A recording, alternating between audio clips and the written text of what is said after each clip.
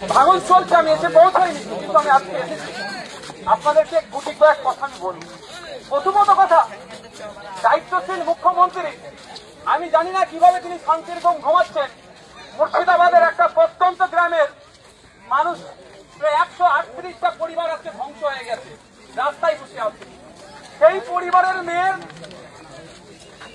সন্তান প্রসবের সময় হয়ে আসছে, সে এই ধরনের পরিবারের মধ্যে আছে। মাধ্যমিক পাস করেছে একটা বাচ্চা, তার ভবিষ্যৎ কি হবে এখনো সে ঠিক করতে পারছে না। একাধিক ছেলে নিয়ে এবারে মাধ্যমিক পরীক্ষা দেবে, 2 মাস ধরে তাদের পড়ার মতো অ্যারেঞ্জমেন্ট ঠিকঠাক করে উঠতে পারছে না। তাহলে এই চিন্তায় এই 138টা পরিবার আছে রাস্তায় বসে আছে। আমি কথা বলেছি আপনাদের অনেক পরিবারের মানুষের সাথে, তারা বললেন একটাই কথা, কি খাবার দিচ্ছে না দিচ্ছে তার থেকে বড় কথা পুনর্বাসনের ব্যবস্থা যাতে করে। আমি আপনাদের নাসিম ভাইয়ের সাথে কথা বললাম, উনি বললেন আমরা জমা করেছি, একটা কমিটি গঠন হয়েছে। কমিটিটা কি করছে আজ থেকে আমি স্পেশাল নজর রাখবো, আপনাদের দিকে এটা মাথায় রাখি।